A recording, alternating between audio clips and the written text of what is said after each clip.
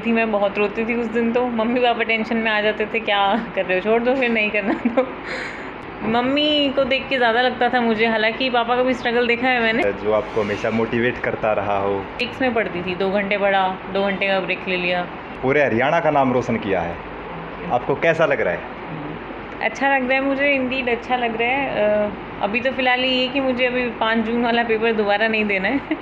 तो अभी तो इतना ही सिंक इन हुआ है, बाकी हाँ जी अच्छा लग रहा है। आपने पढ़ाई कहाँ से की है और कहाँ से आपने कोचिंग ली है, थोड़ा बताएं। स्कूलिंग मेरी यहीं बाल भारती स्कूल बहादुरगढ़ से हुई है, from nursery to class 12th। उसके बाद मैंने मैथमेटिक्स ऑनर्स किया है दिल्ली यूनिवर्सिटी किरोड़ीमल कॉलेज से।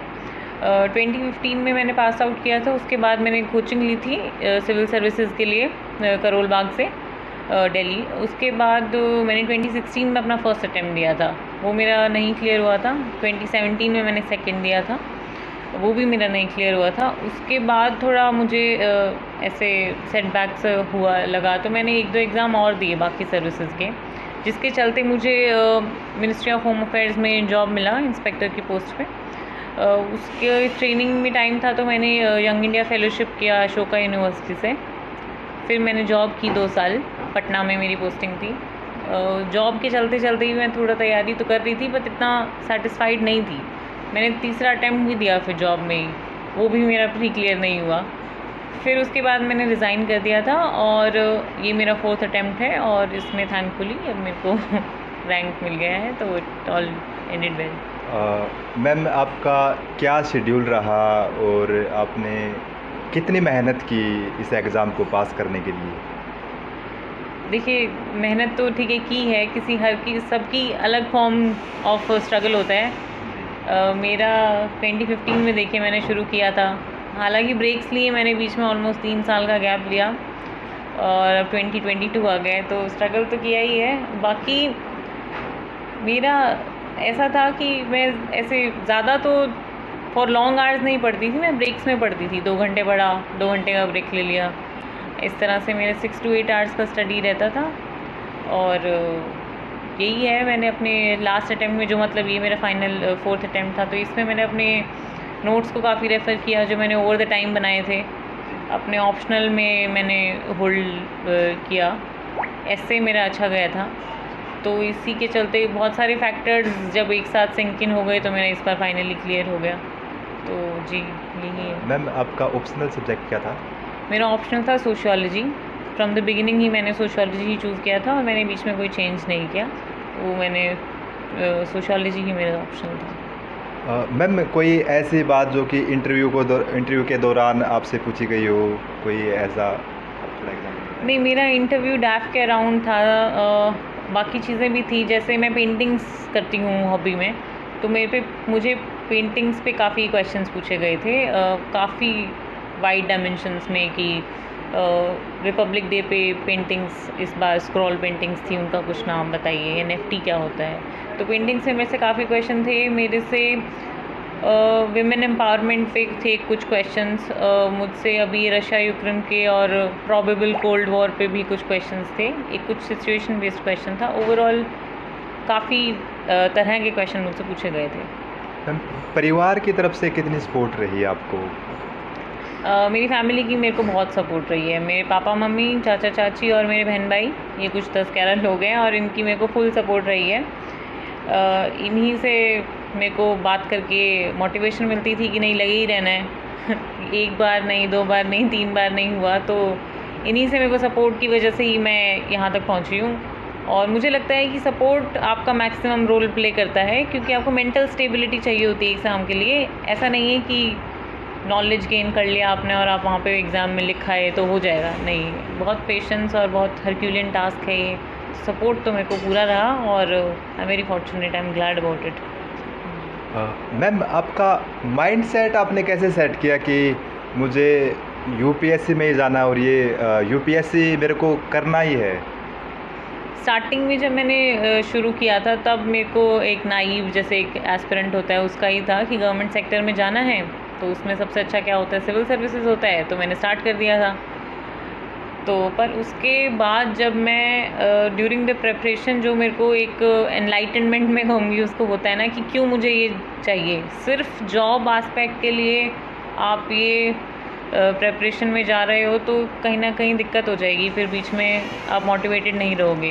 बट क्योंकि मेरे को ओवर द टाइम क्लियर हो गया है कि नहीं, ये करियर अपॉर्चुनिटी, ये करियर जो है आपको इतनी अपॉर्चुनिटी देगा, इतने डाइवर्स फील्ड में आप काम कर सकते हो, तो मोनोटनी नहीं होगी, चैलेंजेस होंगे और आप देश के हर कोने में काम कर सकते हो, किसी फील्ड में काम कर सकते हो। तो मुझे लगा कि ठीक है, ये एक ऐसा करियर अपॉर्चुनिटी है, तो मेरे को काफ़ी इंटरेस्ट आया इसमें, तो मैं इसीलिए ही इतने लॉन्ग ईयर्स, कितने year after year I was preparing. Yes, that is. Ma'am, आपका आदर्श कौन रहा है जो आपको हमेशा मोटिवेट करता रहा हो?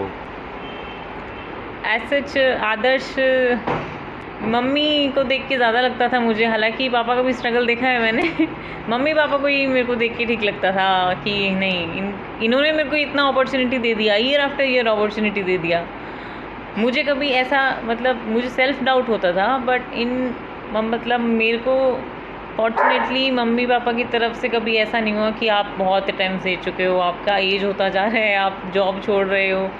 तो उस एंगल से जो मुझे सपोर्ट रहा है, तो उससे मुझे इंस्पिरेशन मिलती थी। और मेरी दादी जी थी जो 2012 में शी पास्ड अवे, उनको बहुत मेरे पे कॉन्फिडेंस था। वो मुझे हमेशा कहती थी कि नहीं, कुछ करना है, अब इंडिपेंडेंट होना है, इंडिपेंडेंट नहीं होगे तो लाइफ नहीं काम चलेगा। तो मेरी दादाजी ने काफ़ी समय पहले ट्राई किया था सिविल सर्विसेज में, तो नहीं हो पाया था। तो एक था कहीं ना कहीं किसी मन के कोने में चल रहा था, तो हो गया।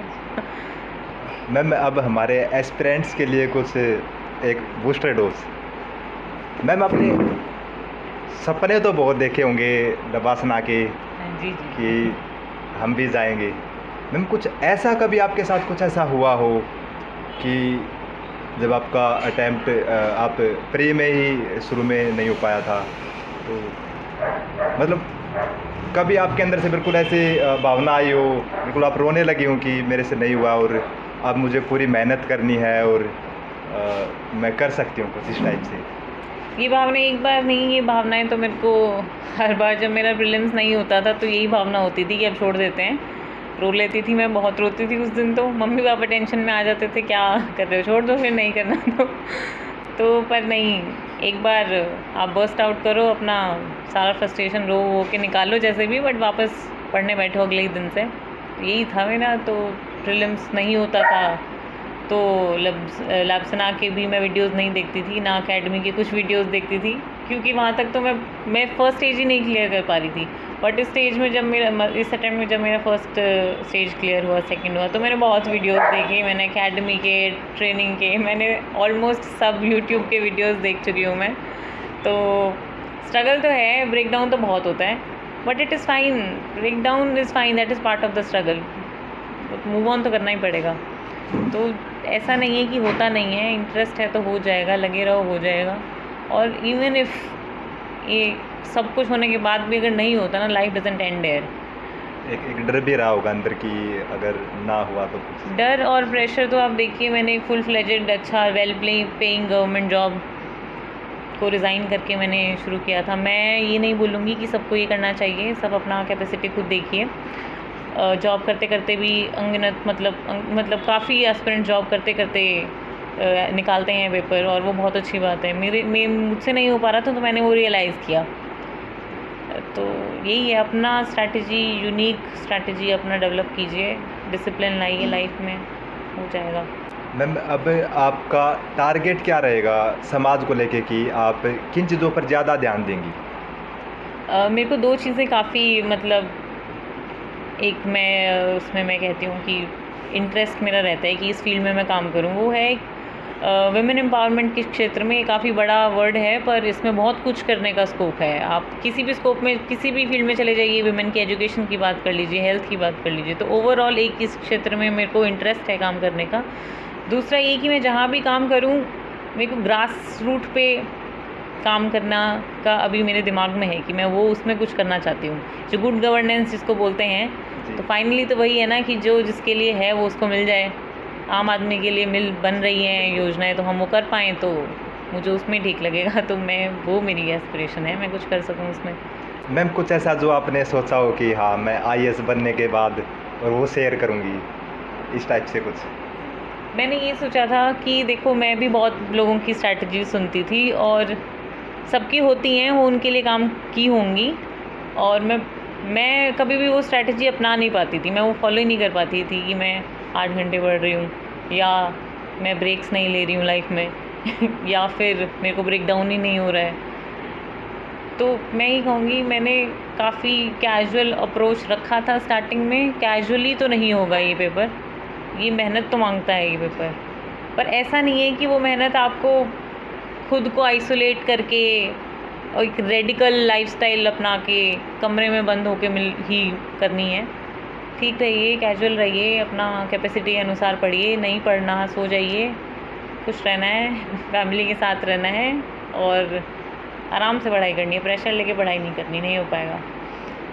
मैम हमारे एस्पिरेंट्स को, यूपीएससी एस्पिरेंट्स या फिर एसएससी और तमाम जो बच्चे तैयारी करते हैं, उनके बारे में आप क्या कहना चाहेंगे? देखिए, गवर्नमेंट जॉब्स एक तरह का जॉब्स हैं, इसके अलावा भी बहुत जॉब्स हैं।